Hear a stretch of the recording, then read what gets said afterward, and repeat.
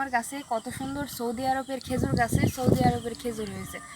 আসলে বাংলাদেশের মাটিতে সৌদি আরবের খেজুরে কিন্তু অনেকে বিশ্বাস করে না। আমাদের বেশিরভাগ মানুষের ভিতরে আসলে ধারণা আছে যে বাংলাদেশের মাটিতে সৌদি আরবের গাছ হবে না, বা যদিও গাছ হয় তাহলে সেক্ষেত্রে দেখা যায় যে ফল না আসার সম্ভাবনা, এরকম অনেকে ভুল ধারণা করে।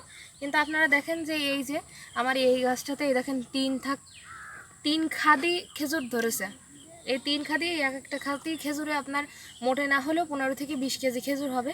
এই গাছের খেজুরটা যদিও আসলে নাম আমরা নির্ণয় করতে পারিনি, কারণ এ তো আমাদের প্রথম অভিজ্ঞতা।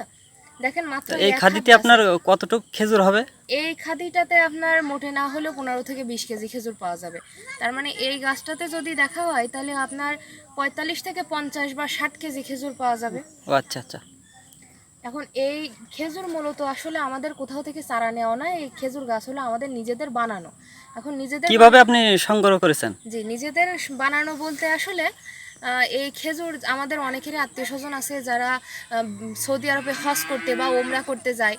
তো এই আত্মীয় স্বজন আপনাদেরও হয়তো আছে যারা ওইখান থেকে যে খুরমা খেজুরগুলো বলেন বা এই ধরনের যে খেজুরগুলো আসলে সৌদি আরবে পাওয়া যায়, ওইগুলো এনে তাদের আত্মীয় স্বজনদের ভিতরে কিছু কিছু খেজুর দেয়। আচ্ছা আচ্ছা। ওই সেই কিছু খেজুর আর কি আমরা খাওয়ার পরে তো সচরাচর বিচি ফেলে দিই। তো হয়তো বাংলাদেশের কোনো এক উদ্যোক্তা এর আগে আমার আব্বু হয়তো প্রায় 5-6 বছর আগে আসলে আমাদের এই আপনি যাত্রা এই শুরু করে। উদ্যোগটা কবে থেকে নিয়েছেন? এখন আমাদের এই খেজুর গাছ লাগানোর প্রসেস শুরু করা প্রায় 6 বছর আগে। আচ্ছা 6 বছর আগে মূলত আব্বু হয়তো কোনো এক ভিডিওর মাধ্যমে জানতে পারে কিভাবে বীজ থেকে চারা বানানো হয়। সেই ভিডিওটা আব্বু আমারে পাঠায় যে মা দেখো কিভাবে সৌদি আরবের খেজুরের বীজ থেকে চারা বানানো হচ্ছে।